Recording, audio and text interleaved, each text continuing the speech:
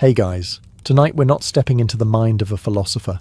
We're stepping onto a battlefield, but not the kind with choreographed duels, slow-motion horse charges, or conveniently clean armor. No, tonight we dive into the real thing: mud, confusion, panic, sweat, and steel. This is what actually happened in a medieval battle, and spoiler alert, it looked nothing like the movies. So before you get comfortable, take a moment to like the video and subscribe, but only if you genuinely enjoy what I do here. And let me know in the comments where you're tuning in from and what time it is for you. It's always fascinating to see who's joining us from around the world. Now, dim the lights, maybe turn on a fan for that soft background hum, and let's ease into tonight's journey together. You awaken to the sound of something between a horn and a man screaming the word march like it owes him money. There is no snooze button. There is no mattress. There is only the damp, cold earth and the deep spiritual ache of having slept in your armor. You try to stretch, but immediately regret it. Your chainmail has become one with your body like a clingy X. Around you, a dozen other soldiers are waking up, each with the same look of regret and trench foot. One guy's still asleep with his head on a helmet full of rainwater. Another is trying to pull a slug out of his boot with a dagger. You're not sure if you should eat breakfast or apologize to your organs in advance. Breakfast, by the way, is what we'd call historically significant disappointment. It's a crust of bread so hard it could deflect arrows, possibly made last Lent.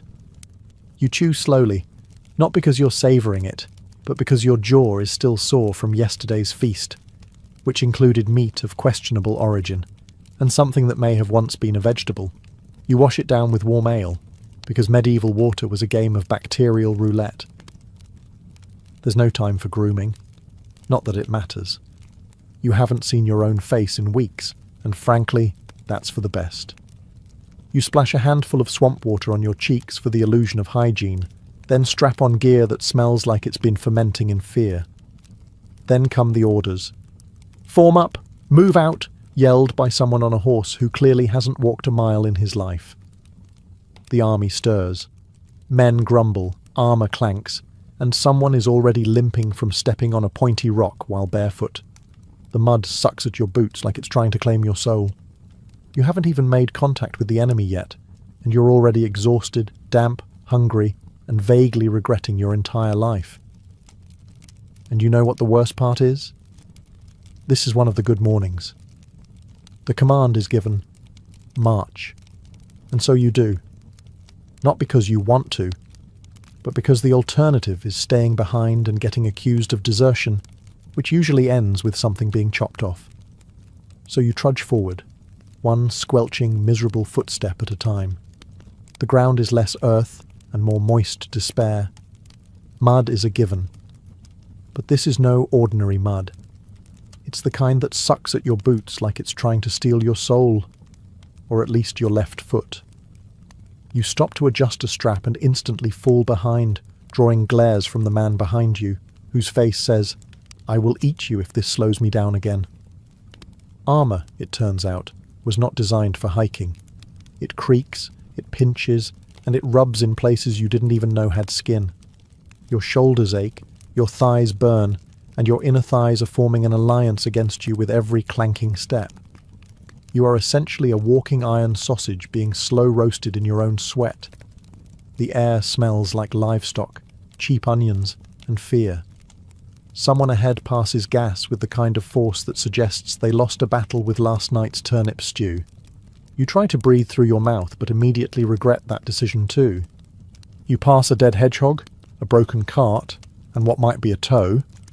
No one stops. Stopping is for people who enjoy being yelled at. The sergeant yells anyway. He doesn't stop yelling. It's his entire personality now. Morale is non-existent. Some men sing war songs to cope, others mutter prayers. One guy in the back just screams into the wind. No one stops him. Honestly, it helps. At one point you think, maybe the enemy will surrender before we get there. Then you remember, they're probably thinking the same thing, which means this is going to end with someone panicking, everyone stabbing, and you trying to remember which end of the spear goes where. After hours, a hill appears. Of course it does. Every medieval battle takes place at the top of a stupid hill. As you begin the ascent, someone slips and rolls down. No one helps. They're better off now. And still, you march. Eventually, you arrive at the place where you'll not sleep tonight. The battle camp. It's less base of operations and more organised outbreak. There are tents, sure, if you're nobility. The rest of you get a patch of mud slightly less cursed than the rest. You stake your spot by collapsing on the ground and calling it a bed. Your neighbour does the same. Congratulations, you've started a trench community. The smell hits you next. A horrifying cocktail of wet wool, unwashed bodies, fermented boots, and whatever is rotting near the food cart. There's a buzz in the air, not excitement, just flies. Thousands of them. Some of them have names now. You've made peace with that. Then there's the latrine, and by latrine we mean a shallow hole in the ground that was dug in haste and regret. Privacy? None. Smell? Biblical. You try not to look anyone in the eyes during your visit. Everyone's dignity has already fled. You're handed a bowl of stew. It's grey. That's the only flavour. Grey.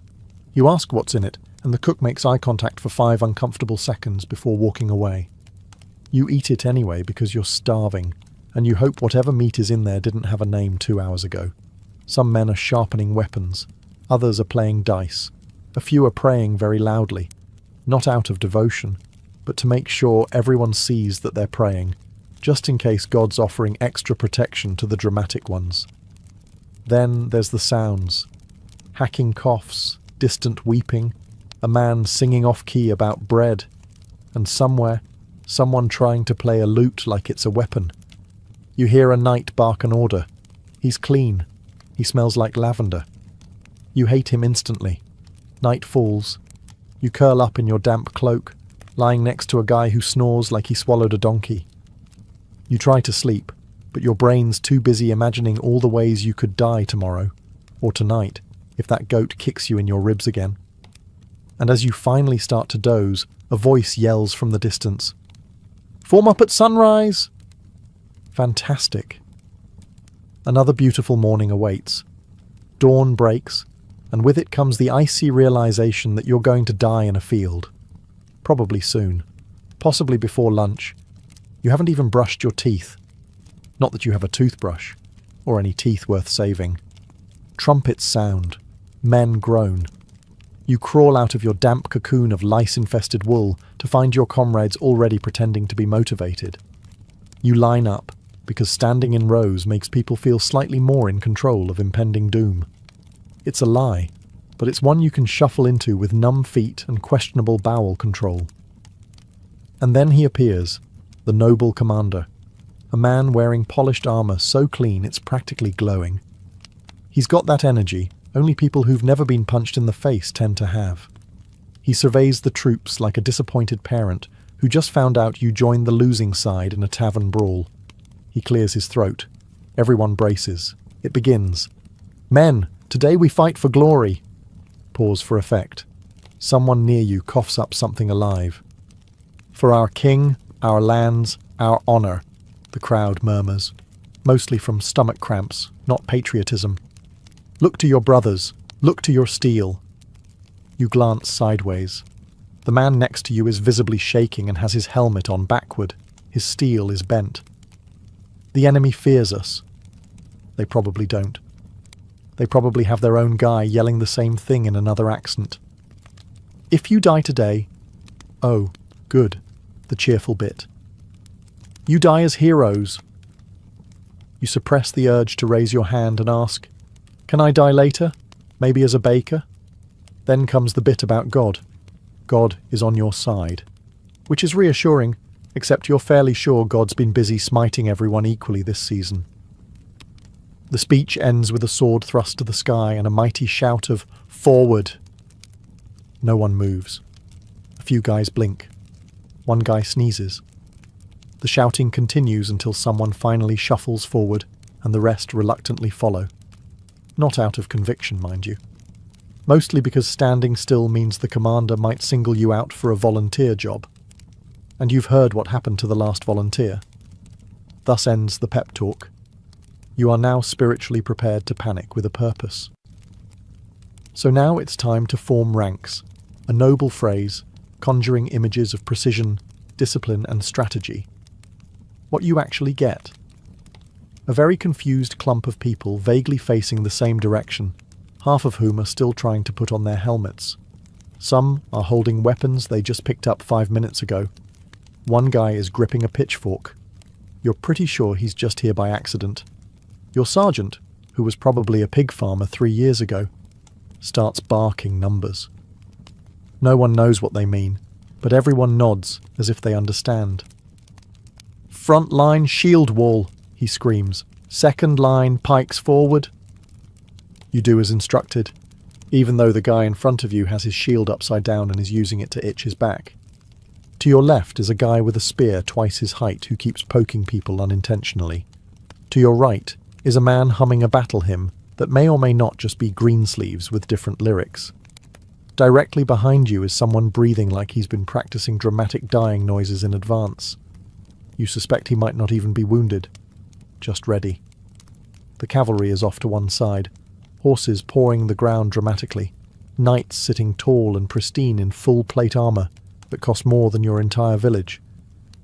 They look majestic. You, meanwhile, are standing in borrowed boots and chainmail that smells like someone died in it. Probably because someone did. There's a sudden order to move forward and tighten the line. This is easier said than done when every second man is stepping on someone else's foot and the mud is threatening to swallow small soldiers whole. Your feet slide. Someone elbows you. Your shield is backwards now, and you don't have the emotional energy to fix it. Then comes the drumbeat.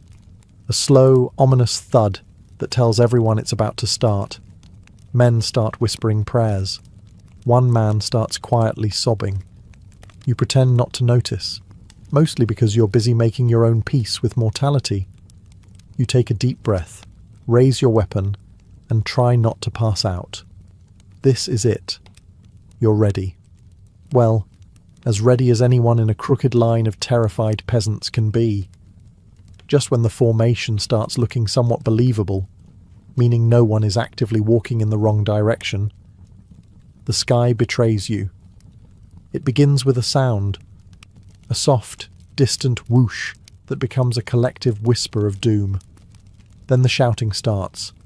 "Shields up!" You scramble to obey, though someone nearby is still trying to figure out which end of the shield is up. A moment later, the sky darkens, not with clouds, but with hundreds of tiny death sticks launched from the enemy's side with alarming enthusiasm. And then they fall. The arrows rain down with all the mercy of an angry god having a very bad day. The man 2 rows ahead of you drops instantly, an arrow sticking out of his shoulder like a forgotten quill. Someone screams. Someone else curses in Latin. Or maybe he was just sneezing. It's hard to tell through the panic. Here's what the movies don't show. Arrows don't glide gracefully into targets like ballerinas with sharp toes. They thud, crack, stick, and occasionally bounce off armour before embedding themselves in things not meant to be pierced, like feet, thighs, and whatever counts as emotional stability. You try to shrink behind your shield, which suddenly feels far too small and alarmingly homemade. An arrow clatters off it with a metallic clang, and you immediately decide that this shield is now your best friend. You mentally name it Gerald. You whisper promises to Gerald that if you survive, you'll never talk badly about its lopsided shape again. To your left, someone is cursing the archers. To your right, someone is being cursed, mostly because he forgot to duck. Behind you, a man is yelling that he's hit, though you strongly suspect he's just trying to get out of what's coming next. Then the second volley comes. At this point, any illusion of calm has evaporated. Veterans crouch low and mumble mantras. New recruits cry openly. One guy just lies down and pretends to be dead. Not a terrible strategy, honestly. Eventually the sky clears. You're alive. Gerald did good. But now the real horror begins. Close combat. Which means it's time to get very sweaty, very loud and probably stabbed. There's no countdown, no dramatic drum roll, no theatrical charge like in the songs. One moment you're trembling in your half-formed line, and the next, all hell breaks loose. It starts with a surge.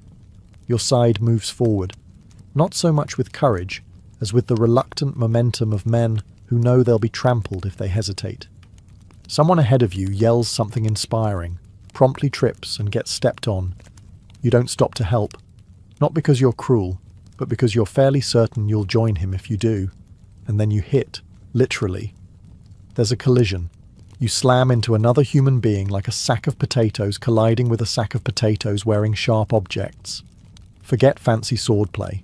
This is not a dance. This is a meat blender. You swing your weapon, maybe a sword, maybe an axe, maybe just a glorified kitchen tool. You don't aim. You don't have time. You flail. You hear metal crash against metal, wood shatter, men grunt, and someone nearby repeatedly yelling like it's a war chant. The fighting is close. Intimate, really. You are now deeply aware of the smell of the enemy. Sweat, fear, and onions. There is no such thing as personal space. There is only panic. At one point, you stab downward and hope it wasn't your own foot. Your helmet fogs up. You can't see. You can't breathe.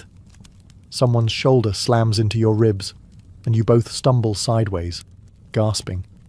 There's blood on your gauntlet. Not yours, probably. Could be. Doesn't matter. A man swings at your head. You duck out of reflex. He hits someone else. You exchange a brief glance, half apology, half shrug. There's no time for blame, only surviving. You try to remember your training, but it mostly consisted of swing hard and don't die. So you keep swinging, occasionally hitting, mostly missing. Every now and then, someone falls. Sometimes they scream. Sometimes they go quiet instantly. You try not to look. This isn't a movie. This is a bar fight at the world's worst tavern with 500 angry men and no one to break it up. And it's just getting started. If you thought medieval battle would sound like the elegant clash of swords and heroic trumpets, you are breathtakingly mistaken. It sounds more like a livestock market colliding with a blacksmith shop during an earthquake. The first thing you notice is the screaming. It's constant, not just from the wounded, though there are plenty of those, but from the living. Men yell to psych themselves up. They yell because they've been stabbed. They yell because someone stepped on their foot, or because they forgot whose side they're on and are now swinging wildly at anything that moves, including a bush. You've got the shrill screams of young lads who should have stayed in the bakery, guttural bellows from big men with axes, and the high-pitched, borderline apologetic whimper of a guy realizing he's wearing the wrong team's colours. Somewhere behind the lines, someone's shouting, "Hold the line," with all the hope of a man yelling at the tide to stop. No one listens. You can't even hear him. You're too busy dodging weapons and wondering if your left arm always made that clicking sound. Then come the weapons themselves. Swords clang against shields.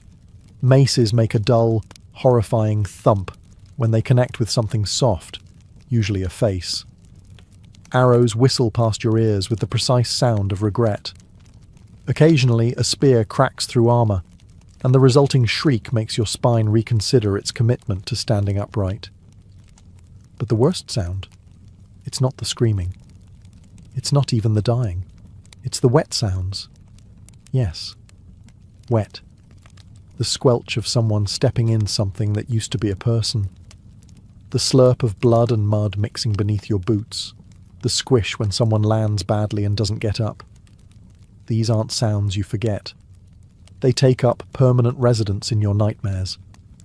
You also hear armour clanking, men crying for their mothers, a horse screaming, which, by the way, is profoundly haunting, and somewhere unbelievably, someone trying to sing a hymn, badly, and out of tune. Amid it all, your ears start to ring, not from injury, just overload. You start to operate on instinct, because your brain's given up and gone on break, and still, the screaming continues. If you were hoping for a cinematic slow-motion end where you deliver a final monologue before dramatically collapsing, I regret to inform you, that's not how this goes. Most people in a medieval battle died unseen, unheard, and from behind. Usually by a guy who didn't even know your name. Sometimes it was even someone on your own side. You see, the battlefield is not a polite arena. It's a sweaty, chaotic mosh pit where everyone's one sneeze away from a fatal misunderstanding. 1 minute you're swinging your axe like you mean it. The next, thunk. Something pierces your back and your knees betray you. You fall forward into the mud with the grace of a collapsing haystack. No one notices. No one has time. There are no final words, no hand to hold. Just you, the dirt, and the very strong suspicion that this could have been avoided if you'd become a monk. Then there are those taken down by horses, not stabbed, not slashed, trampled. Nothing says ignoble death quite like becoming one with the soil beneath a panicked warhorse named Buttercup. And let's not forget the friendly fire, not the kind with explosives, but the kind where a poorly trained militiaman swings a flail in a wide, hopeful arc and accidentally removes your ear, or your head. Either way, you're remembered as that guy who stood a bit too close to Jeff. Some fall and are simply left behind. Whether unconscious, injured, or just deeply committed to pretending to be dead, they lie still while boots stomp past. Some of them live, some don't. It all depends on luck, mud, and whether a looter mistakes them for actual cargo. And sometimes it's insultingly random. A slipped foot on blood-soaked grass, a snapped ankle in a hole someone dug to poop in, or getting crushed under a panicked pile of men trying to flee but going the same direction. In short, medieval death wasn't majestic. It was awkward, undignified, and almost always sudden. Which is why, when a man survives, he's not celebrated for his bravery, but for his sheer, dumb luck. Movies make them look majestic. Galloping steeds ridden by chivalrous knights, charging nobly into battle like thunder-given legs. In reality, horses in medieval combat were less glory machines and more unpredictable battering rams with anxiety issues. When cavalry charges, you don't hear trumpets, you hear rumbling. Not the poetic kind, the kind that makes your ribs vibrate and convinces your lower intestines it's time to evacuate. You glance up and see them. Enormous warhorses bearing down at speeds you didn't think possible from something that eats grass for a living. The knights look impressive from afar. Shimmering armour, fluttering banners, and fancy helmets that scream, "I paid extra for this." But up close, it's just screaming. From them. From the horses. From you. Because here's the thing. Horses do not care about your formations. They do not respect personal space. And they do not distinguish between enemy and guy just trying to stay alive. If you're in their way, you're going to get flattened into something archaeologists will one day label regretful smear. One man gets run over, entirely, disappears beneath hooves and is never seen again. Another tries to grab a knight's leg, misses, and is kicked in the chest so hard he might now be legally classified as a belle. Some knights fall off. A surprising number, actually. Turns out, slippery mud and full plate armour don't mix. When they crash, the sound is somewhere between a pantry collapsing and a church bell being punched. They then lie there like confused beetles, flailing and cursing as they try to stand up before someone sticks them with something pointy. And don't think the horses are immune to chaos. One rears up dramatically, gets spooked by a flag, and bolts in the wrong direction, dragging its rider toward the latrines. Another simply refuses to move at all, which results in a shouting match between knight and horse that everyone awkwardly ignores. For infantry, there's only one rule: don't be under the horse. It's a rule everyone learns quickly, often the hard way. By the end, horses are bloodied, men are scattered, and whatever formation existed is now a tragic memory. And the cavalry? They'll probably do it all again tomorrow. At some point in the battle, after the arrows, after the screaming, after you've been accidentally elbowed by at least 3 people on your own side, you fall It might be from a shove, or tripping over a severed limb, or slipping on the world's slickest combination of blood, bile, and someone's recently spilled breakfast. Doesn't matter how it happens, you're down. And in medieval battle, falling down is not part of the choreography. It's a decision point. You now have about 3 seconds to make a very important choice. Get up and maybe die, or stay down and maybe die. Getting up is bold, noble even. Also, incredibly dangerous. Because standing up in a battlefield means becoming a very obvious, very upright target in a sea of distractions. You might get speared just for trying. Worse, you might get trampled by your own side, who now view you as battlefield floor texture. On the other hand, staying down isn't exactly safe either. People fall on you. Horses stomp near you. Looters occasionally poke the bodies to see if they're dead or just trying really hard. And if someone figures out you're faking, they might get annoyed and fix the situation permanently. Still, many choose the dead possum method. Lie still, breathe shallow, and pray nobody steps on your spine. You listen to the chaos swirl around you, steel hitting steel, men crying out, the unmistakable wet splat of something ending poorly nearby. A man drops next to you. He doesn't move. You try not to look. And sometimes, it works. You survive by being the battlefield's most committed plank. Eventually the fight moves on. The noise fades, and you're still breathing. Victory, kind of. The problem is getting back up. Because now you're covered in grime, blood, unclear whos, and the subtle shame of surviving via corpse impersonation. When you do rise, assuming you're not part of a new human pile, you look around, dazed, bent, and smelling like a haunted boot. No one cheers, no one notices. You're just another body that didn't stay down, which, by medieval standards, makes you one of the lucky ones. The battle is over. You're not quite sure how it ended.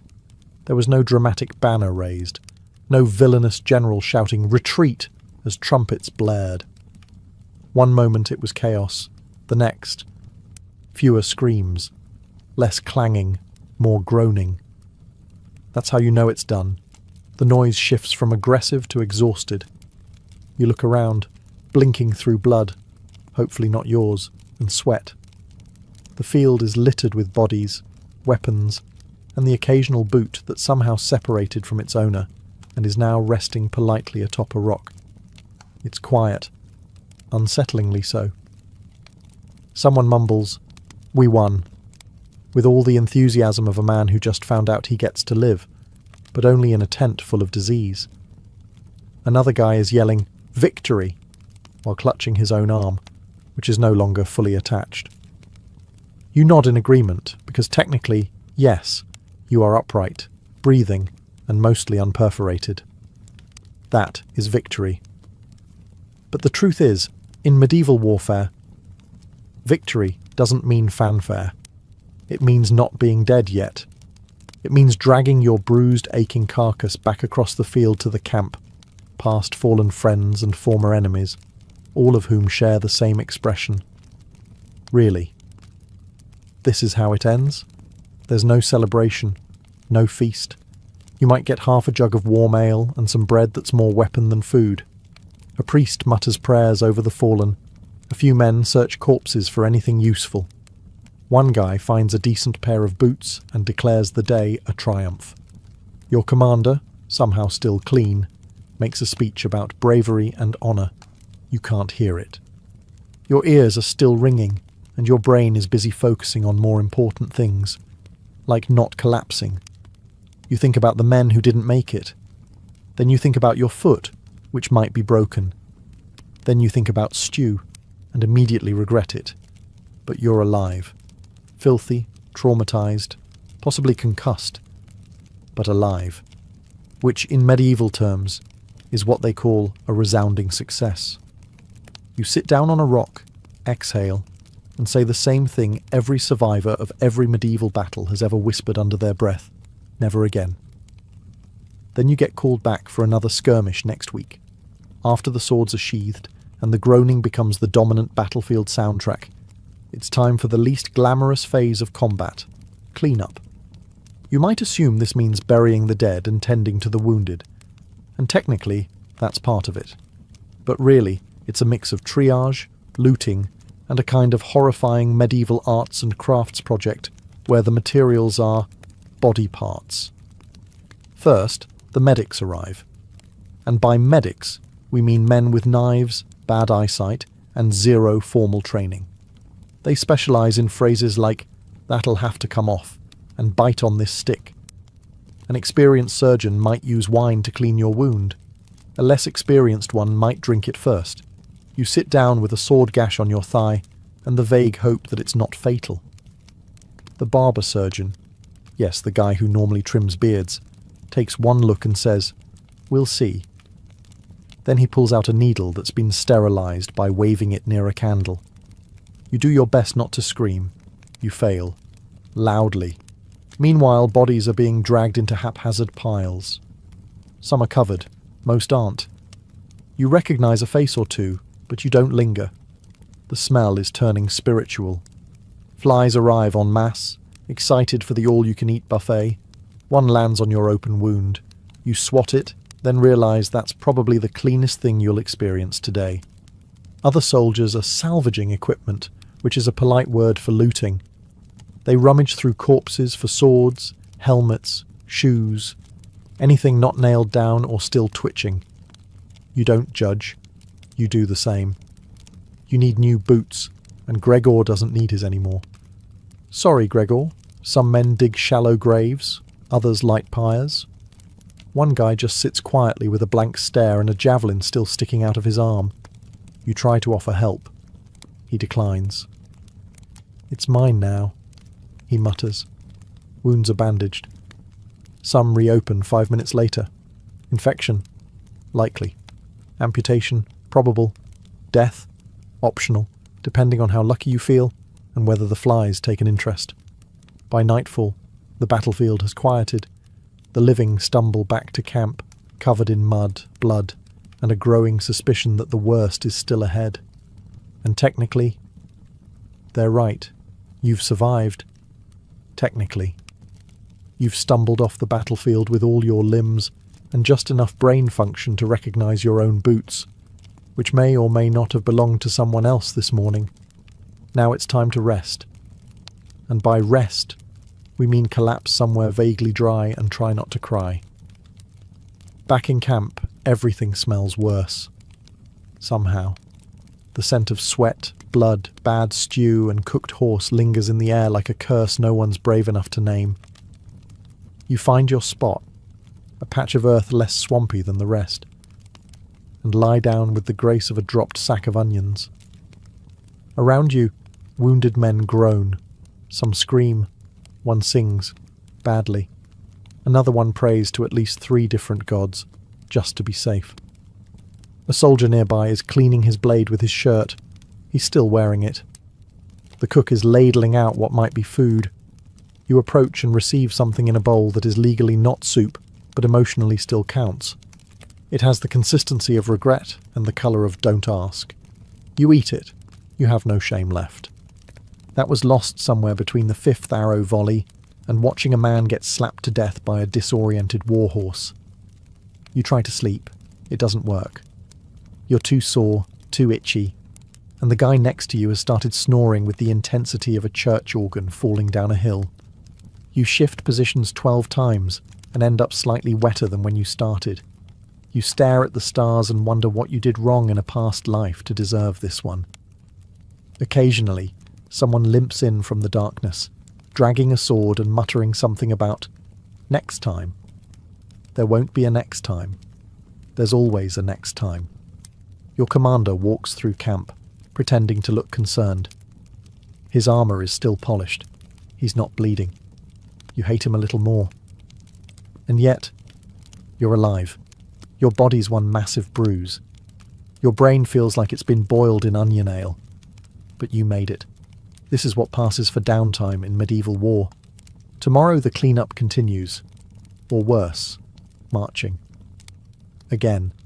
Surviving a medieval battle doesn't earn you peace. What it does earn you is a seat around the fire, a lukewarm mug of something vaguely alcoholic, and the right to start rewriting history before your bruises even finish forming. This is how it always ends. Not with a noble ceremony or a bard singing songs of your heroism. No. It ends with a bunch of filthy, traumatized men sitting on damp logs, trying to one-up each other with stories that get more questionable by the minute. You listen as a man swears he personally took down 6 knights with nothing but a frying pan. Another claims he caught an arrow mid-air and threw it back. Someone else says he faced off with a war elephant. In France, where there are no elephants. You nod. You sip. You lie a little too. In your version, you didn't trip over a corpse and scream. You strategically repositioned. The part where you tried to crawl into a shrub to avoid cavalry, that becomes a stealth maneuver. You skip the moment where you begged a squire to hold your hand during the arrow storm, because everyone here is doing the same thing, turning trauma into legend. It's not about ego, it's survival. If you can laugh about it, maybe it didn't scar you permanently. If you tell the story well enough, maybe it'll drown out the actual memories, the smell of burnt flesh, the look in a dying man's eyes, the sound of metal hitting bone. By now, someone's roasting a questionable piece of meat, and no one's asking questions. Laughter bubbles up, dry and slightly desperate. A man plays a lute that's missing 2 strings. The tune is off, but no one cares. A woman, a camp follower, patches a sleeve and hums like the world outside the fire's glow doesn't exist. You stare into the flames and think, you lived through it. Barely. Accidentally. Miraculously. Soon, you'll be on the road again, off to another fight, another glorious encounter. But for now, there's warmth. There's bread. There's the camaraderie of men who know exactly how much of your story is false, because theirs is too. And for one night at least, that's enough. Centuries before the Great Wall became a continuous monument slicing across northern China, the landscape was a chaotic checkerboard of kingdoms, each with their own ambitions and anxieties. This was the Warring States period, a time of relentless conflict, when 7 powerful states clawed and bled for dominance over the Chinese heartland. These kingdoms, constantly at odds with one another, had little reason to cooperate. Instead, they raised individual walls, local, makeshift defences built from tamped earth, stones, and timber. These early fortifications were not part of some grand unified plan. They were desperate measures, the equivalent of drawing a line in the sand and daring your rival to cross it. More than barriers, they were statements of power. This is mine. Try and take it. But it wasn't just rival kingdoms they feared. To the north, beyond the cultivated fields and river valleys, roamed nomadic tribes, the Xiongnu chief among them, skilled horsemen who moved like ghosts across the steppes, raiding and vanishing before retaliation could even be organized. These raids weren't just inconvenient, they were existential threats. Livestock stolen, villages burned, and trade routes severed. The scattered states had little choice but to try and wall off the wild. The earliest of these regional barriers stretched for miles, but they were fragile, hastily constructed with rammed earth or layers of brush and mud. Some were reinforced with wooden stakes or crude stone blocks, but few were built to last. What they lacked in permanence, they made up for in manpower. Tens of thousands of peasants, conscripts and prisoners were thrown into the grueling work, often with no choice and no rest. These isolated walls were often poorly maintained, crumbling in the face of time and weather. Still, they represented the beginning of an idea, that China's northern frontier could be tamed not through negotiation or diplomacy, but through sheer will and wall building. No single king envisioned the Great Wall as we know it today. That dream of unification, of a singular barrier stretching across the spine of China, would come later, with the rise of an emperor who craved not just power, but eternity in stone. And so, amid dust and blood, the groundwork was laid, not for a wall, but for a legend. In 221 BCE, after centuries of chaos, a single man did what no one before him had: unite all of China. His name was Qin Shi Huang, the first emperor of the Qin dynasty, and he didn't just want to rule. He wanted to redefine the landscape itself. Where others saw a fractured region stitched together by war, he saw the beginnings of an empire. And to protect it, he needed something colossal. One of his first decrees as emperor was to link and expand the existing regional walls built during the Warring States period. These individual barriers, some already decaying, others barely more than glorified trenches, would be joined into a single massive defense network to keep the nomadic Xiongnu and other northern tribes at bay. But this was no repair job. It was an engineering campaign of imperial scale. Qin's vision was not just about military defense. It was about power, unity, and control. A continuous wall symbolized not just the edge of civilization, but the edge of his personal authority.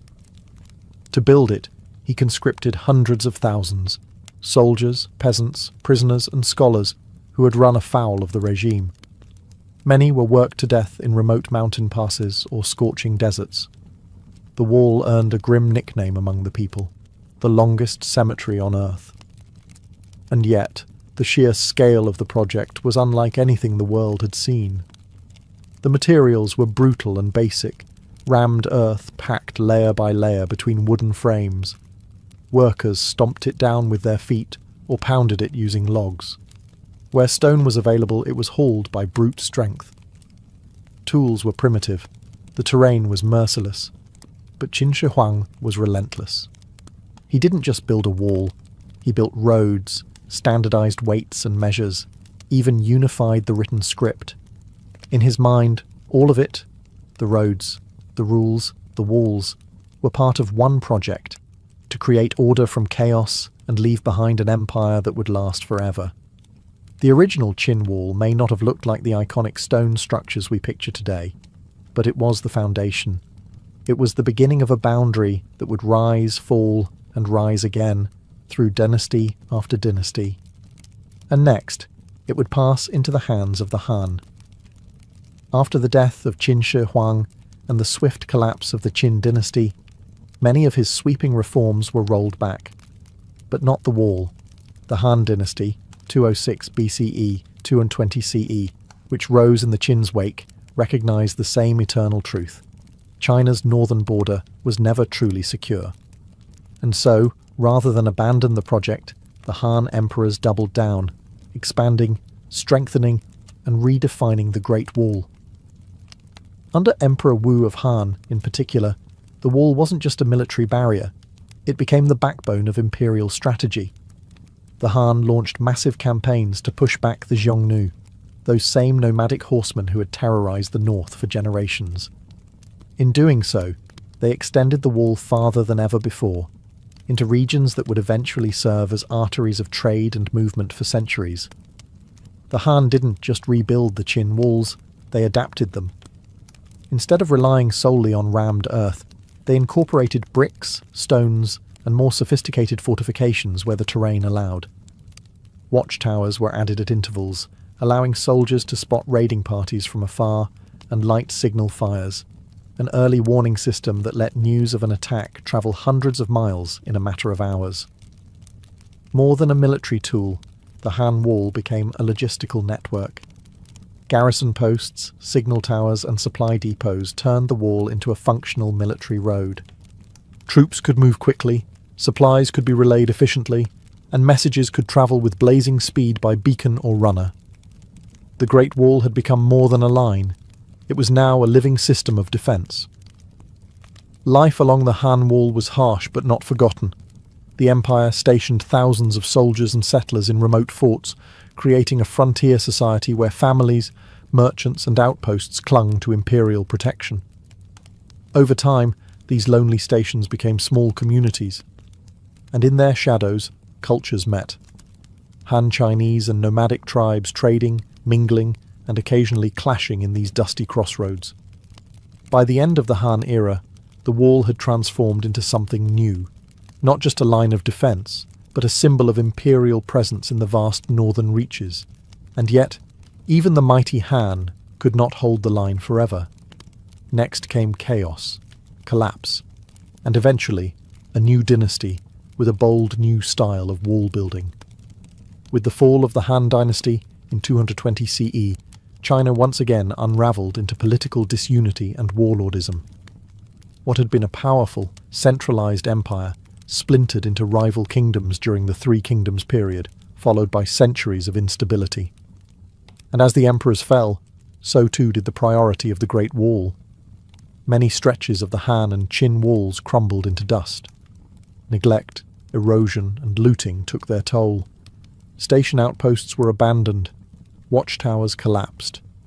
In many regions, the wall became less a structure of defence and more a buried memory, half swallowed by shifting sands and creeping vines.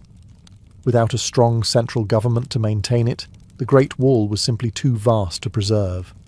But the threats from the north never disappeared.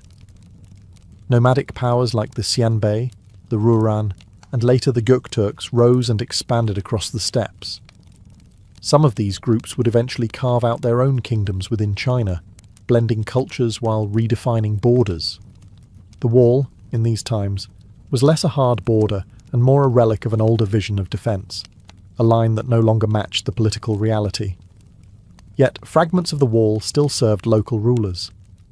Some warlords and regional dynasties used leftover segments of the ancient defences as the skeletons for new fortifications. Others mined the old walls for materials. Bricks and stones were repurposed to build homes, temples, or regional walls of their own. It was a slow cannibalization of a fallen empire's bones. Meanwhile, in the popular imagination, the wall faded. It was no longer an empire-wide project, but a thing of legends and old records. Chinese poets wrote of distant battlegrounds and border fortresses, painting the northern frontier as a cold, bitter place where men went to die and were seldom remembered. Still, even in this time of decay, the idea of the wall remained powerful. It lingered as a symbol of what China had once been and what it could be again. A dream of unity, strength, and clarity in the face of chaos. And that dream would stir once more when a new dynasty, born from military conquest and fueled by ambition, rose from the ashes, the Ming. But first, centuries more would pass. By the time the Ming dynasty came to power in 1368, China had seen centuries of invasion, collapse, and foreign rule. The trauma of the Yuan dynasty, ruled by the Mongols, was still fresh. The Mongol armies had thundered through the north and controlled China for nearly a century. When the Ming overthrew them, it wasn't just a political victory, it was a cultural reckoning. And with that came an urgent priority. Never again. The Ming emperors saw the need for a fortified northern barrier, not as symbolic, but as utterly practical. And unlike the earthen ramparts of the Qin or the decentralized garrisons of the Han, the Ming wall would be something different entirely: stone, brick, and firepower. Construction began in earnest during the late 1400s and ramped up in the 1500s, particularly under the direction of generals like Qi Jiguang, who saw the wall not only as defense against nomadic Mongol raids, but as a means of projecting Ming control. This was a dynasty that wanted permanence, and it showed. They built with quarried stone and kiln-fired bricks. The ramparts were reinforced, drainage systems were added, watchtowers rose at regular intervals, and beacons were installed to send up smoke signals in daylight and flames at night. This was the version of the Great Wall that most people picture today. Massive, winding, iconic. It stretched across mountains, snaked through desert plains, and clung to cliffs like a ribbon of armour. Some parts were as wide as a modern highway. Others rose as high as a 3-story building, and all of it was meant to last. But the wall was more than just military hardware. Along its length, the Ming dynasty built garrison towns, supply depots, and troop housing, creating a parallel society of soldiers, farmers, and administrators, who lived and worked in its shadow. The wall wasn't just a line between China and the barbarians, it was a lifeline for the soldiers who defended it and the empire that depended on it. Still, the Ming Wall wasn't impenetrable. The nomads adapted. Raiders found weak points. Corruption spread among guards. And when the Manchus came, they didn't charge through the wall. They were let in. But before that fall, the Ming had done the impossible. They turned a myth into stone and made the Great Wall truly great. Behind the grandeur of battlements and parapets, the Great Wall was also a place of grit, monotony, and survival. For the thousands of men stationed along its vast length during the Ming dynasty, life wasn't heroic. It was harsh, cold, and often forgotten by the empire they swore to protect. Soldiers lived in fortified barracks and garrison towns scattered along the wall's spine. These weren't elite troops in polished armour. They were conscripted farmers, criminals, and peasants. Men who traded their freedom or futures for a bowl of rice, a pair of boots, and a crude bed behind stone walls. Some served voluntarily, seeking pay or honour. Others were sent as punishment, exiled to the frontier where winter bit and boredom settled like frost. Each day began with routine: patrols, drills, maintaining the wall, hauling supplies. The wall itself constantly needed care. Stones shifted. Mortar cracked. Watchtowers required mending. Soldiers repaired what they could with frozen hands, braving sandstorms in the west or blizzards in the north. There were no holidays, only shifts, and the distant, ever-present threat of a Mongol raid. Food was simple and often scarce: millet, beans, and salted meat. Vegetables were grown in small plots where soil allowed. If a raiding party struck a supply caravan, it wasn't just an inconvenience. It could mean starvation. Disease was common. Morale was low. Desertion, despite the punishment of execution, wasn't unheard of. But life wasn't all bleak. Families often accompanied soldiers, creating small, insular communities along the wall. Children were born in its shadow. Merchants travelled between garrisons, trading wine, cloth, and gossip. Some posts even saw cultural blending as nomadic groups and Han settlers intermingled, through trade, marriage, or uneasy peace. Then there were the beacon keepers, stationed at isolated towers far from any garrison. Their job, to watch the horizon. A column of smoke by day, a fire by night. That was the signal. Fast, simple, and terrifying. These men lived alone or in pairs, surrounded by nothing but silence and sky. To live on the Great Wall was to exist between worlds, between empire and wilderness, between myth and reality. These were the invisible lives that kept the wall standing. Not emperors, not generals, just ordinary people with calloused hands and cold feet. And yet, for all their effort, the wall could not hold forever. For centuries, the Great Wall stood as the ultimate symbol of Chinese strength: unyielding stone against shifting sands, empire against the unknown. But walls, no matter how high or thick, are only as strong as the people guarding them. And in the 1600s, that strength cracked, not from an outside charge, but from within. By the late Ming dynasty, corruption had spread like rot through the imperial system. Troop salaries were delayed or stolen. Supplies vanished before reaching garrisons.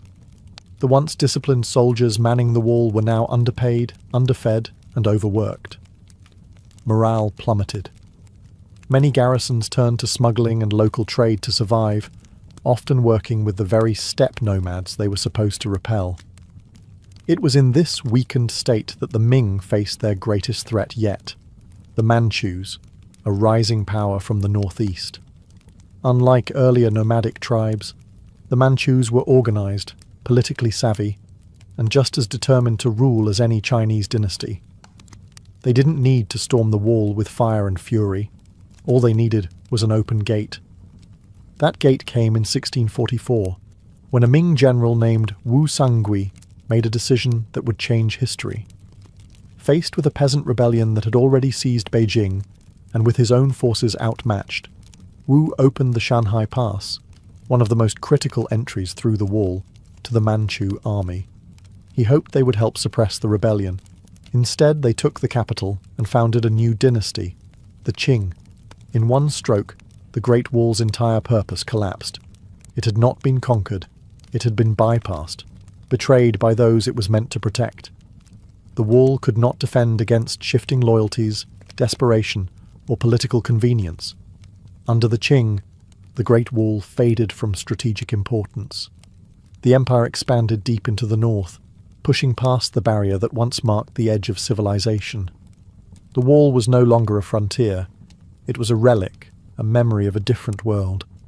And so the Great Wall, which had taken centuries to build, was rendered obsolete in a single moment of human error. No breach, no siege, just a key in the wrong hands. But legends rarely die so easily. After the Manchus took power and the Qing dynasty expanded China's borders well beyond the wall, the once mighty fortification began to fade, not with a crash, but with a whisper. It was no longer a military necessity. Trade routes bypassed it. New fortresses were built deeper into the frontier. The Great Wall, that colossal symbol of imperial resolve, simply became irrelevant. Without purpose, maintenance ceased. The garrisons emptied. Watchtowers were left to crumble. Local villagers scavenged its bricks to build homes, wells, and pig pens. In some places, entire stretches were dismantled stone by stone, not out of malice, but practicality. Why quarry new material when the old wall sat unused? In deserts, sand slowly swallowed sections of it. In the mountains, roots split stones apart. Rains washed away mortar. Centuries of storms, earthquakes, and time turned once grand battlements into lopsided ridges and forgotten humps on the horizon. Travellers and poets still spoke of its grandeur, but few cared to visit. For most of the Qing dynasty, the wall was a monument to a bygone age, respected, but rarely maintained.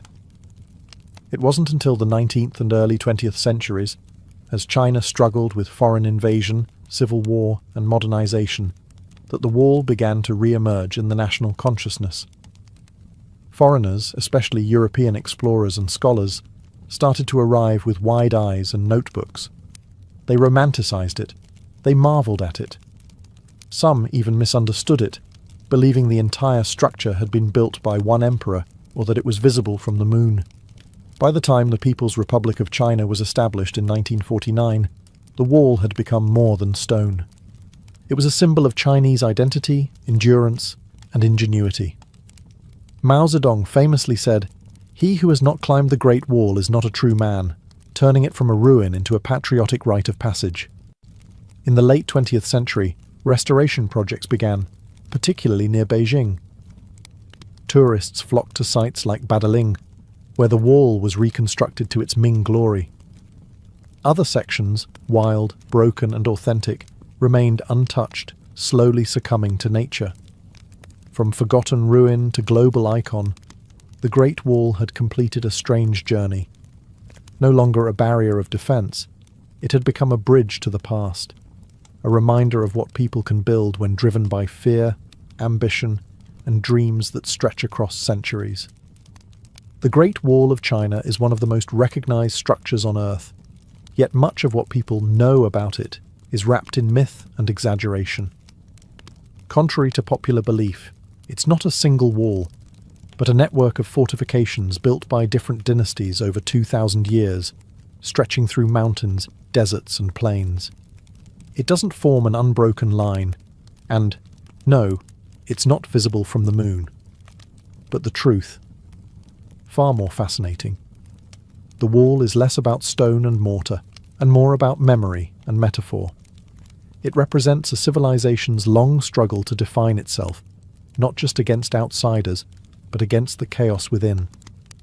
It tells a story of emperors obsessed with order, of peasants forced into backbreaking labour, of generals whose legacy was measured not in victories, but in feat of construction.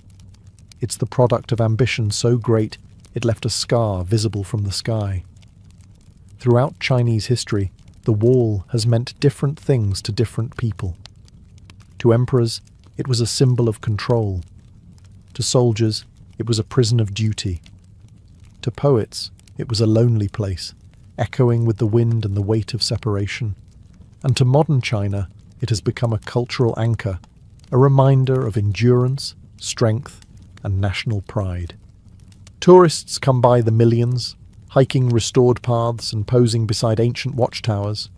They're drawn not just to the view, but to the myth, the idea that human hands could shape something so vast, so defiant, it would outlast kingdoms, dynasties, even time itself.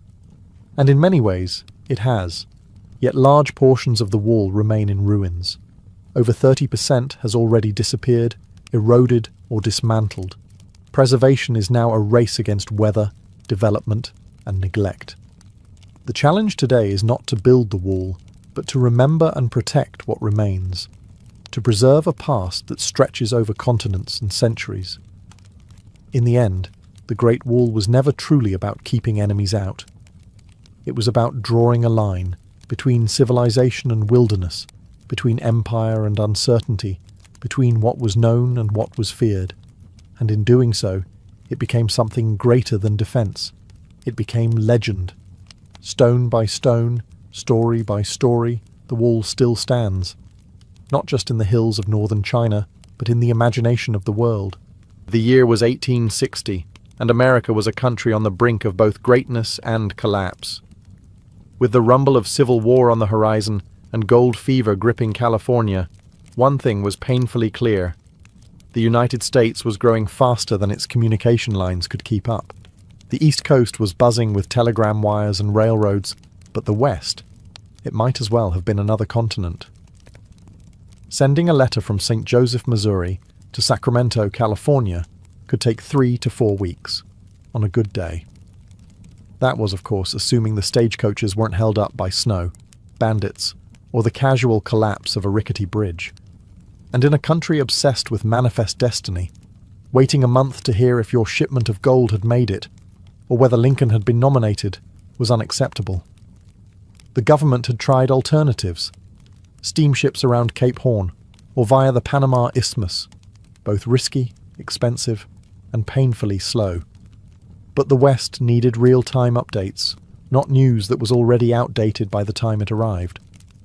What the country needed was speed, and preferably something that didn't involve a 6-month cruise around South America. Enter the Pony Express, a bold, reckless, and some might say wildly impractical idea. The concept was simple. Put a chain of young, lightweight riders on horseback, racing day and night across nearly 2,000 miles of rugged terrain.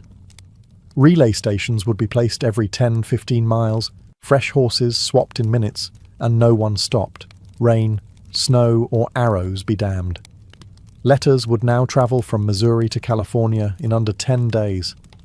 It sounded crazy, but then again, so did building a transcontinental railroad. And look how that turned out. This wasn't just about delivering mail. It was about proving that the American frontier could be conquered with grit, courage, and a lot of saddle sores.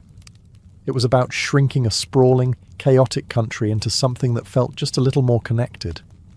And at the center of it all stood a ragtag team of businessmen, teenage riders, and weary station masters, about to make history on horseback. But as fast as it rose, the Pony Express would soon find itself racing against something it couldn't outrun, the speed of light itself. The brains behind the Pony Express weren't wild cowboys or government officials. They were businessmen, ruthless, ambitious, and maybe a little desperate. William H. Russell, Alexander Majors, and William B. Waddell were already knee-deep in the overland freight business. They ran supply lines to army posts across the West, hauling everything from barrels of flour to military cannons through Indian Territory and barren plains. But contracts were drying up, and the economy was shaky.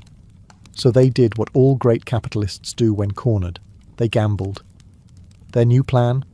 Launch the fastest mail service in American history and land a juicy government deal to make it profitable. They called it the Central Overland California and Pikes Peak Express Company, which, let's be honest, doesn't exactly roll off the tongue. The newspapers and public quickly gave it a more thrilling name, the Pony Express. This wasn't just a logistical venture, it was an all-out sprint across hell. The route stretched nearly 2,000 miles from St. Joseph, Missouri to Sacramento, California, cutting through the unforgiving heart of the American wilderness. There were mountain passes in the Rockies that swallowed wagon trains whole, and deserts in Nevada where horses could collapse within hours. Yet Russell and Company were convinced they could make it work. They built over 150 relay stations, hired about 80 riders, and bought 400 of the toughest, fastest ponies money could buy. Their first goal was symbolic: deliver Lincoln's inaugural address to California in record time. The plan was a PR stunt, but also a challenge to the telegraph and the stagecoach, two giants of 19th century communication. They launched the inaugural ride on April 3rd, 1860. A crowd gathered in St. Joseph to watch the first rider bolt out of town with a mail pouch slung over his saddle. Cheers erupted. A legend was born. Behind the scenes, the company was hemorrhaging money. Stations had to be manned, horses fed, riders paid, and equipment constantly replaced. But no one cared about the books. Yet. All eyes were on the trail. Could this audacious experiment actually work? What followed wasn't just fast. It was a blur of courage, chaos, and wild improvisation. Riders raced through blizzards, dodged ambushes, and sometimes crossed rivers still frozen over. They weren't just carrying mail. They were carrying the promise of a united country. And for a brief, shining moment, it worked. The Pony Express had one major requirement for its riders. They had to be young, really young. Ideally, orphans. That way, if they died on the trail, no one would complain too loudly. Charming, right? The typical rider was between 14 and 20 years old, weighing no more than 125 pounds. The lighter the boy, the faster the horse. Ads famously called for skinny, wiry fellows, not over 18, orphans preferred. It was part job offer, part dare, and the ones who answered were a special breed, reckless, stubborn, and wired for speed. Among the most legendary was William Buffalo Bill Cody, who would later become a Wild West icon. Though there's debate about how much he actually rode for the Express, the image of a teenage Cody charging through hostile territory with nothing but a revolver and a mail pouch helped fuel the mythos. Then there was Pony Bob Haslam, who completed one of the longest and most dangerous rides in Express history. 120 miles through Paiute territory, with fresh arrows sticking out of his shoulder. These weren't just delivery boys. They were adrenaline junkies. Riders galloped through sleet and sandstorms, often riding day and night with little rest. They carried a mochila, a saddlebag designed to be easily tossed between horses, which held the sacred cargo, about 20 pounds of letters, tightly packed and sealed in oilskin to protect against the elements. Every second mattered. Riders changed horses roughly every 10 to 15 miles, pausing only long enough to throw the mochila over a fresh saddle and gulp some water. Each rider would cover 75 to 100 miles in a single stretch, then collapse at a home station for food and rest. And then they'd do it all over again. Dangers lurked at every turn. Bandits, wild animals, river crossings, and attacks by hostile groups defending their lands from intrusion. The Express didn't carry weapons of war, but every rider had a revolver, a knife, and a lot of nerve. They rode alone through the night, often with no company except for the sound of hooves and the wind. Despite the danger, the Pony Express rarely failed to deliver. The mail got through, almost always. And in those fleeting 18 months, these teenage daredevils became legends, living, breathing symbols of American tenacity. While the riders got the glory, it was the network of relay stations, about 157 of them, that made the Pony Express work. Without them, there would have been no heroic dashes, no 10-day record times, and certainly no letters reaching Sacramento unscathed. These stations were the unsung heroes, scattered roughly every 10 to 15 miles across deserts, plains, and mountain passes like tiny islands of civilization in an ocean of wilderness. There were two main types: relay stations and home stations. Relay stations were simple affairs, bare-bones structures where a rider would swap out their exhausted horse for a fresh one.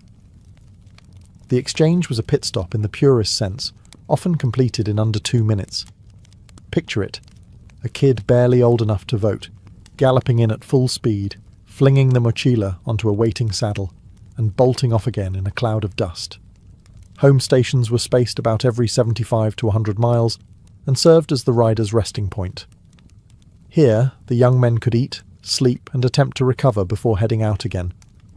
These were often operated by station keepers and their families, living in isolated cabins or sod houses with little more than a fireplace and a sense of duty. Mail delivery depended on them. A missed horse, a closed gate, or a sleepy attendant could cause hours of delay, and that was unacceptable. Life at these stations wasn't glamorous. Supplies were scarce.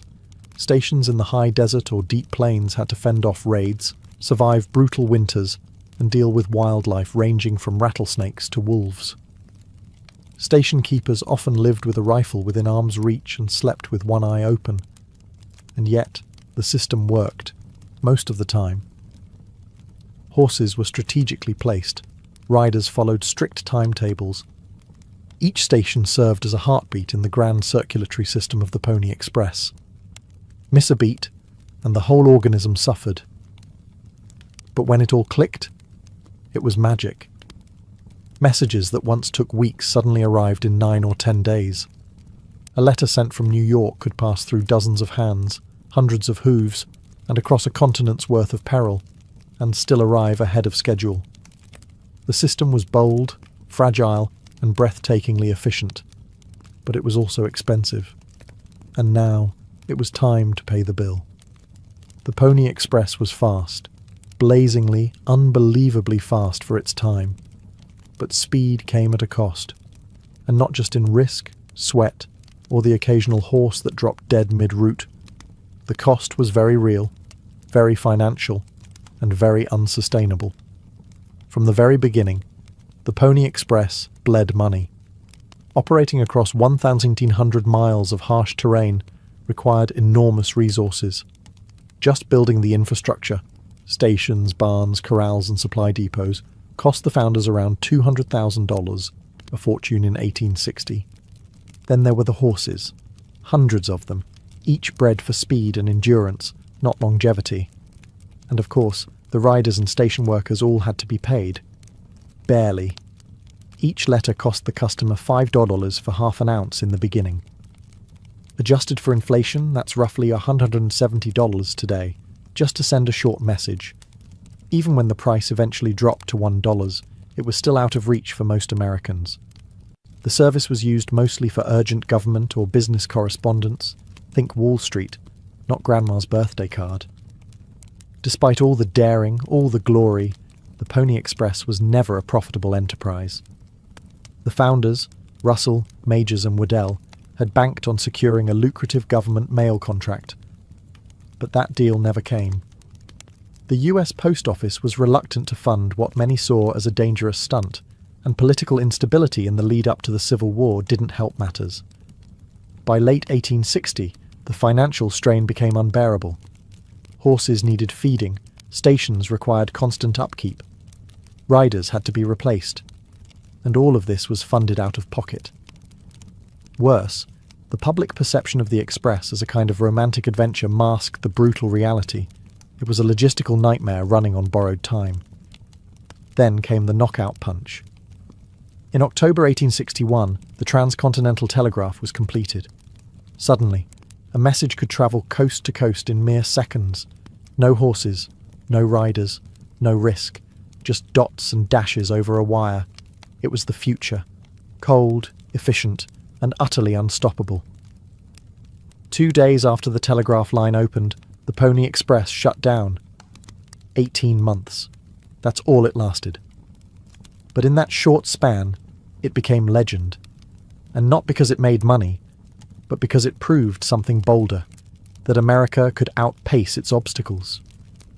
On October 24th, 1861, a tiny but deafening revolution clicked into place across America. The final link of the transcontinental telegraph was completed, connecting the East Coast with the West for the first time in history by wire.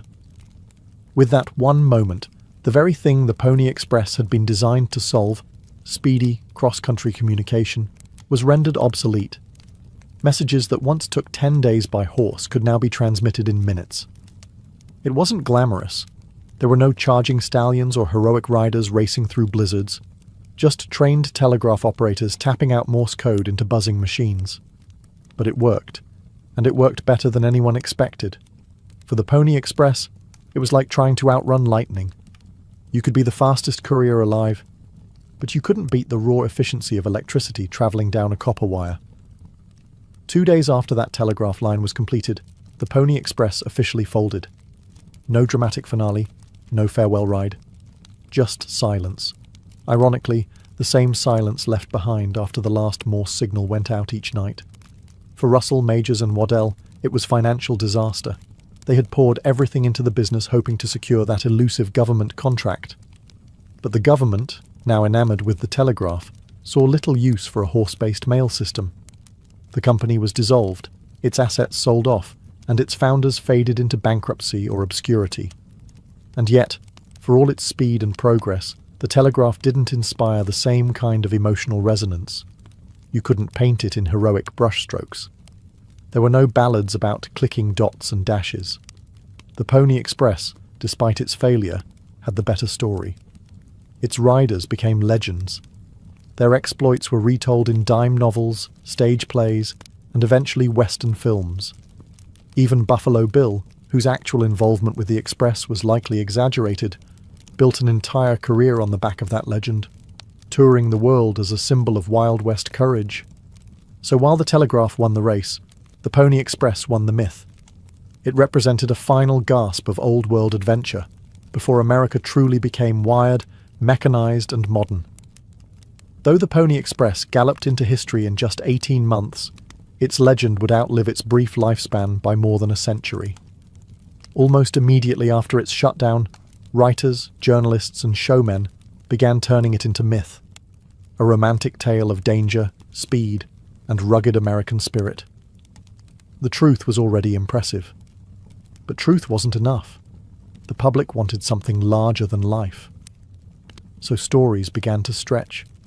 Riders were said to outrun native raiders, leap across canyons, and survive days without water. Historians raised an eyebrow. Readers? They bought the dime novels by the wagon load. No one capitalized on this better than Buffalo Bill Cody. Though his actual time with the Pony Express remains murky, if it happened at all, Cody saw an opportunity. In his travelling Wild West show, Cody reenacted thrilling Pony Express rides before cheering crowds in Europe and across the United States. Kids grew up idolizing the image of the lone rider braving the wilderness, a sack of urgent letters slung across his back. By the late 19th century, the Pony Express had become more than a failed mail service. It had become a national symbol of frontier bravery, of manifest destiny, of a time when a single teenager on a Mustang could carry the weight of the nation's communication on his shoulders. Towns along the original route started commemorating the stations. Statues were built, plaques were placed. In St. Joseph, Missouri and Sacramento, California, historical markers proudly declared, "Here began the Pony Express." Schoolchildren were taught about the riders like they were founding fathers on horseback, and Hollywood, of course, came galloping in. Silent films, TV shows, and westerns featured exaggerated but lovable versions of the Express, often ignoring how brutal, short-lived, and economically disastrous the real thing had been. Still, the romantic appeal endured. And maybe it's because the Pony Express tapped into something timeless, the idea that sheer determination and grit could overcome impossible odds, that youth and courage still mattered, that in the face of technology there was still space for the human spirit to shine, if only briefly. So even as the telegraph wires hummed overhead, and later telephone lines and satellites followed, the image of a young rider tearing across the plains never quite faded from the American imagination. The Pony Express didn't just deliver mail. It delivered a myth, a blueprint, a rugged silhouette of what Americans wanted to believe about themselves. In a country stitched together by ambition and risk, it became the perfect story.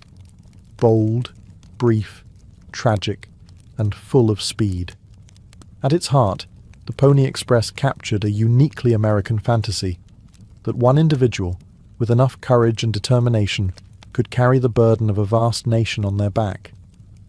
A teenage rider, braving storms and arrows, symbolized not just frontier grit, but youthful defiance against the impossible. It wasn't about efficiency, it was about heart.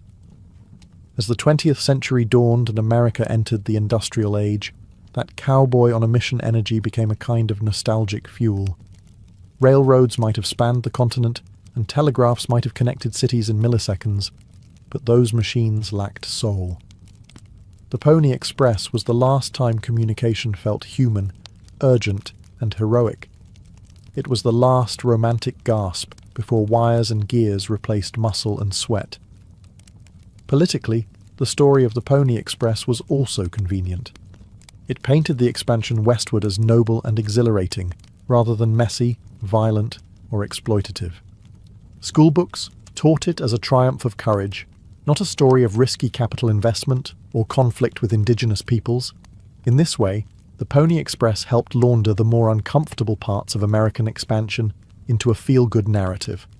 A teenager galloping through the desert is easier to celebrate than a land dispute or a bankrupt freight company. Still, that doesn't diminish its impact. It proved that the West could be connected, that distance could be conquered. And even though the Express failed financially, it helped pave the way, literally and figuratively, for the infrastructure that would follow: the telegraph, the railroad, the transcontinental highway. In a way, the Express was America's awkward teenage phase: bold ideas, clumsy execution, high ideals, and a few broken bones along the way. It was a short-lived miracle that set the stage for something bigger.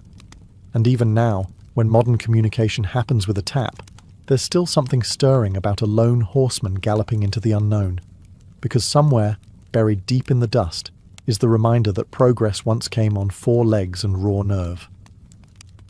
On October 26, 1861, just 2 days after the transcontinental telegraph line went live, the last Pony Express rider galloped into Sacramento.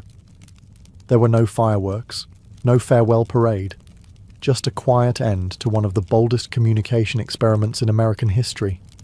It was over, just like that. But that final ride wasn't a failure. In fact, it was a victory lap. The Express had done its job. It had proven that a country as wide and wild as the United States could be connected, quickly, reliably, and with human tenacity. Even though it was replaced by the flicker of telegraph signals, the Pony Express had set a standard. Urgency, bravery, and daring could still matter in a world of wires and machines. In the decades that followed, the Pony Express became almost mythological. Statues of galloping riders were raised in town squares. Reenactments were performed every July. Postal stamps commemorated its brief, breathless run. And historians, sometimes amused, sometimes in awe, continued to revisit those 18 months that changed how America imagined itself. It's easy to forget how fragile the whole thing was. Letters were carried in lightweight pouches that could be passed between riders in seconds. Horses were trained to run full tilt over cliffs, rivers, and mountains. Riders were barely old enough to grow a beard. There were ambushes, stampedes, and snowstorms. And still, against all odds, most of the mail made it on time. The Express also left behind something more subtle, a template for how Americans would view risk and reward. Silicon Valley founders and Wall Street gamblers often talk about Pony Express energy, bold moves made fast, with the odds stacked against you. It's still used as a metaphor for trying something insane just because it might work, even if it doesn't. Today, when you send a message across the planet in a second, it's hard to grasp what 10 days on horseback meant. But that's the point. The Pony Express isn't remembered because it lasted. It's remembered because it tried. For one brief, shining moment, a bunch of kids on horseback outran the world. And though they were eventually passed by the telegraph, the telephone and the internet, they did what few ventures ever do. They made history, and then they became legend. And that more than speed is what made the Pony Express unforgettable. Before the violin found its place beneath the chins of concertmasters and soloists, before it filled opera houses and sonatas with aching emotion, it lived many lives under many names. Its story begins not in Italy, but far earlier, in the vast, wind-swept grasslands of Central Asia. Here, centuries ago, horsehair was strung across simple wooden bows to stroke the strings of instruments like the morin-kur and the rebab. These early bowed instruments, used by nomadic herders, produced low nasal tones that mimicked the human voice or the sounds of the animals they lived alongside. The idea was revolutionary, using friction rather than plucking or striking to sustain a note. It was the birth of an expressive technique that would echo across cultures. As trade routes flourished, these instruments moved westward, along the Silk Road, through Persia, into the Arab world, and eventually into southern Europe. The rebab, in particular, was carried into Moorish Spain during the 8th and 9th centuries, where it mingled with local traditions. Meanwhile, the Byzantine Empire developed the lyra, another bowed instrument that would later influence Eastern European designs. Each culture added something, a different tuning, a new shape, an extra string. These instruments didn't evolve in a straight line. They branched like a family tree. In medieval Europe, the rebab gave rise to the vielle and the fiddle, boxy, bowed instruments held against the chest or tucked under the chin. These were the tools of wandering minstrels and church musicians, playing simple melodies in taverns, streets, and courtly halls. Their sound was raw but intimate, their construction basic but clever. The bow had arrived, and with it, a new way of thinking about music, not as a sequence of short notes, but as a flowing, continuous voice. But these early fiddles were still crude compared to what was to come. Their shapes varied wildly, their tuning was inconsistent. There was no standard form, no refined soundboard, no fingerboard optimized for agility. Still, in their wavering tones and handmade quirks, the violin's soul was beginning to stir. The concept was there. The desire for something more agile, more emotional, more human. It was just waiting for the right hands, in the right place, at the right time. As the Middle Ages gave way to the Renaissance, Europe found itself awash in new ideas about art, science, and music. Among cathedrals and courts, a quiet transformation was taking place. The rough-hewn fiddles and vielles of earlier centuries were being refined, not only in appearance, but in purpose. Instruments were no longer just for dancing or liturgical drones. They were becoming vehicles for expression. By the 15th century, bowed string instruments had become common throughout Western Europe. You could hear them in taverns, weddings, noble chambers, and theatres. But no two looked quite the same. The vielle often had 5 strings, and its shape varied wildly from maker to maker. The lira da braccio, an Italian favourite, had a broad body and flat bridge, making it ideal for playing chords, popular with Renaissance poets and humanists who liked their verses set to music. But despite their growing popularity, these instruments still had limitations. Their sound lacked projection. The tuning systems were unreliable. Their design was too clumsy for true virtuosity. Musicians and composers began asking for more flexibility, more range, more clarity, more responsiveness. Something that could sing like a voice, yet dance like a flute. At the same time, a quiet revolution was happening in instrument-making craftsmanship. Artisans across Italy and Germany were experimenting with curved wood, new varnishes, and more precise carving tools. They weren't just shaping wood, they were shaping resonance. Luthiers began to understand that the shape and thickness of the wood dramatically affected the sound it produced. Thinner tops vibrated better, rounded backs projected further, arched bridges allowed for individual string playing. Musical tastes were evolving too. Composers began writing more intricate parts for bowed instruments. The demand wasn't just for rhythm or harmony, it was for melody, for something lyrical and soloistic. The stage was being set for a new type of instrument to emerge, one that was compact, agile, and expressive. Europe had all the ingredients: the centuries-old lineage of bowed instruments, the artistic energy of the Renaissance, and a new class of master builders ready to carve out the future. All that was missing was someone bold enough to reimagine the instrument from the ground up. And in the small Italian town of Cremona, that someone was about to pick up a chisel. In the fertile plains of northern Italy, nestled along the Po River, lies the unassuming town of Cremona. During the 16th century, it was neither a capital nor a military power, but it was home to something else entirely: craftsmanship at its finest. This was a place where guilds of builders, artisans, and instrument makers turned wood into miracles. And it was here that the violin, as we recognize it today, was truly born. At the center of this quiet revolution stood Andrea Amati, a master luthier whose innovations would define an entire family of instruments. Building on the lira da braccio and other Renaissance fiddles, Amati streamlined the body shape, refined the arched top and back, and standardized the proportions. His creations weren't experiments, they were templates. He introduced the F-shaped sound holes, which allowed better sound projection and helped stabilize the structure. His instruments were smaller, lighter, and more responsive than anything before, and importantly, he tuned them in perfect fifths, a tuning system that gave the violin its uniquely vocal and agile range.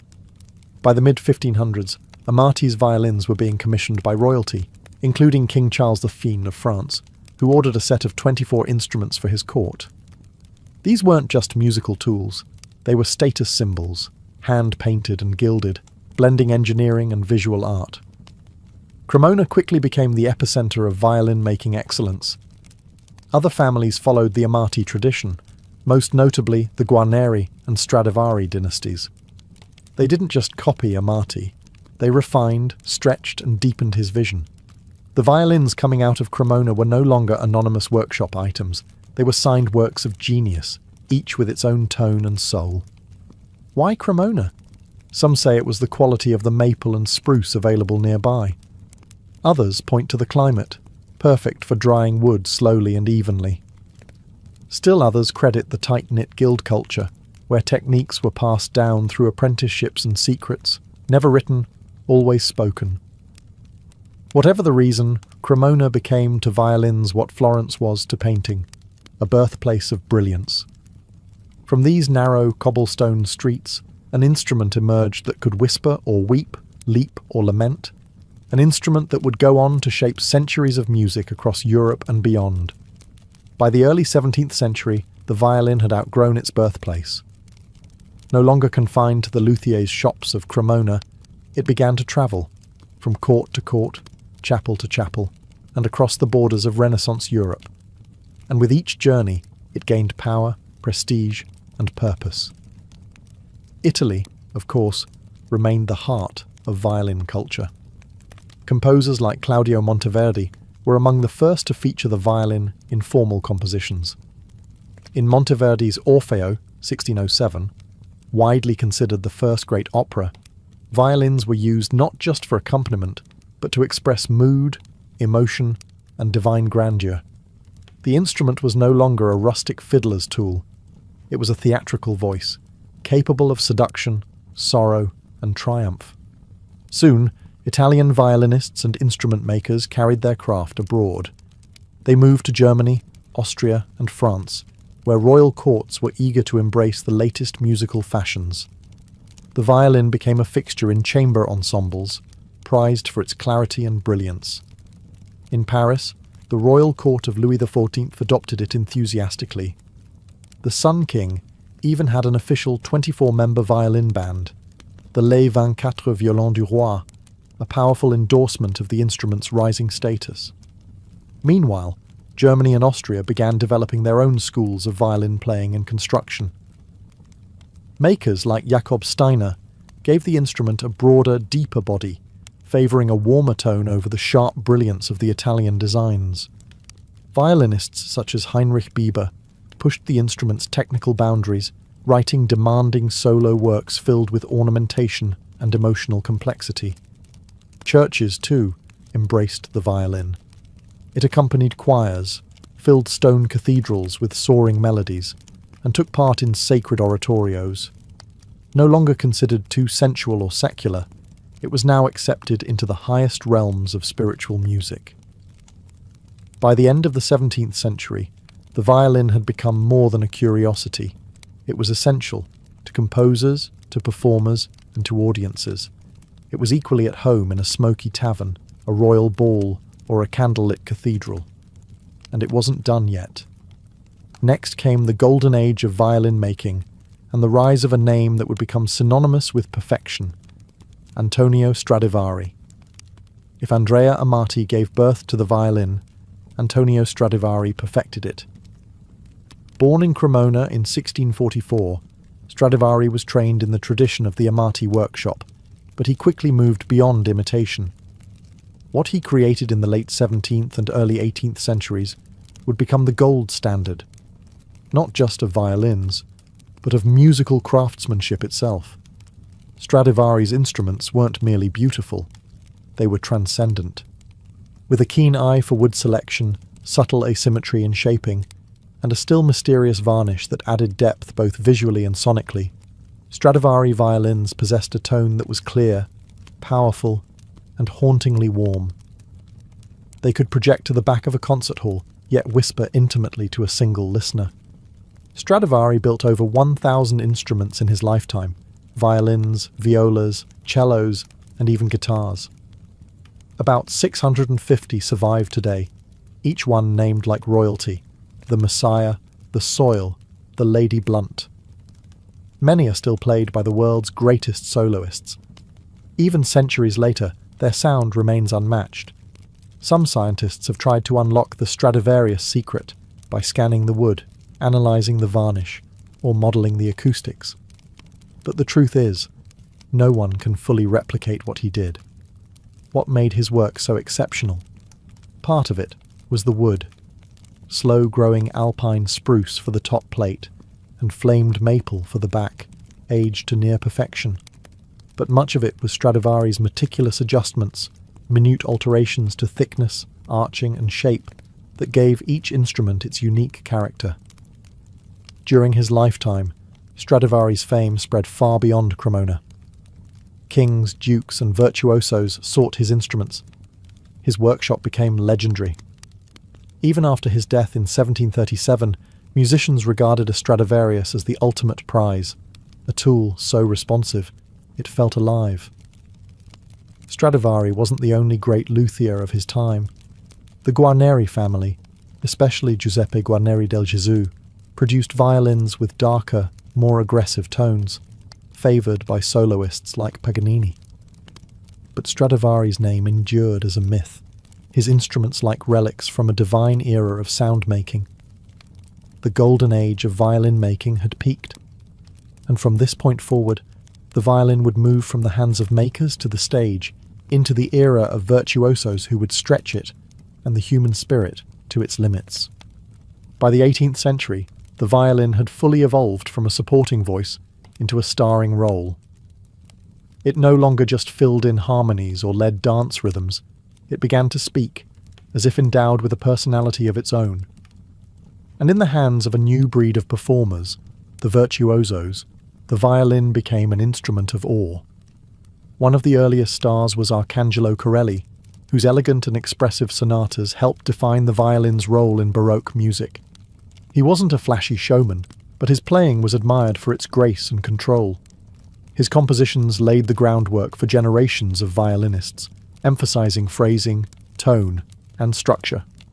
Then came Antonio Vivaldi, the Red Priest of Venice. A fiery composer and performer, Vivaldi wrote over 230 violin concertos, most famously the Four Seasons. These pieces weren't just music, they were theatrical experiences, filled with imitations of birdsong, thunderstorms, and pastoral dances. Vivaldi showed the world that the violin could not only sing, it could tell stories. As musical taste shifted toward the classical era, the violin remained at the forefront.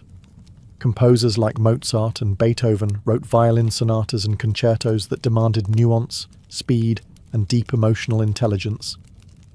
The violinist was no longer just a technician. They had to be a storyteller and a dancer, moving with the orchestra and breathing life into every phrase. But it was in the early 19th century that the idea of the violinist as a mythic figure reached its peak, thanks to Niccolò Paganini. With his gaunt appearance, supernatural stage presence, and seemingly impossible technique, Paganini was more than a musician. He was a phenomenon. Audiences whispered that he had made a deal with the devil. His fingers flew across the strings in dizzying displays of double stops, harmonics, and left-hand pizzicato. His 24 caprices for solo violin remain a towering Everest for modern players. Paganini changed everything. After him, violin playing would never be the same. He elevated the instrument's celebrity and ushered in an age where soloists were as revered as kings. With every bow stroke, the violin was no longer just an instrument. It was a voice, sometimes divine, sometimes demonic, always unforgettable. As the violin grew in power and prestige through the 18th and 19th centuries, it also became the cornerstone of the orchestra. Once a companion to singers and lutes, the violin now led the charge. Melodic, expressive, and versatile, it became the instrument composers relied on to carry their grandest ideas. The transformation began with the Baroque orchestra, where strings already formed the foundation. Violin sections, first and second, emerged to provide harmony and melody. Composers like Bach and Handel gave the violin prominent roles in their concertos and orchestral suites, but it was still part of an ensemble identity. There were no massive string sections yet, just tight, intimate groups. Then came the classical era, and everything expanded. Composers such as Haydn and Mozart shaped the modern symphony, and the violin took centre stage. Haydn, often called the father of the symphony, built rich, balanced orchestral textures with violins as the melodic engine. Mozart went further, giving violins delicate, soaring lines and treating them with tenderness and agility. In his symphonies, the violin could be playful, tragic, or divine, all within a few measures. But it was Beethoven who truly transformed the orchestra. He expanded its size, deepened its emotional range, and placed unprecedented demands on every section, especially the strings. The first violins often carried the primary themes, while the second violins played crucial harmonic and rhythmic roles. No longer background players, they were now the narrators of symphonic drama. By the Romantic era, orchestras had ballooned in size, and the violin was king. Brahms, Tchaikovsky, Dvorak, and others gave the violin lush melodies and heroic passages, both in symphonies and concertos. The orchestral violinist had to master nuance, endurance, and ensemble coordination, all while keeping up with rapidly evolving musical complexity. Conductors too began relying on the concertmaster, the lead violinist, not just to lead the section but to bridge the gap between conductor and orchestra. In many ways, the concertmaster became second in command, responsible for tuning, bowings, and setting the tone for the entire ensemble. From chamber groups to 100-piece orchestras, the violin had woven itself into the very DNA of Western art music. It wasn't just an instrument anymore. It was the voice of the symphony itself. By the 20th century, the violin had long since conquered Europe's concert halls. But its journey was far from over. No longer confined to the symphony or opera pit, the violin began to cross borders and genres, weaving its voice into cultures far beyond its Italian roots. In Eastern Europe, the violin had already taken on a vibrant, expressive role in Romani, gypsy music, long before it was ever featured in Tchaikovsky or Brahms. In Romani hands, the violin danced, cried, and dazzled with virtuosic flourishes and heartbreaking melodies.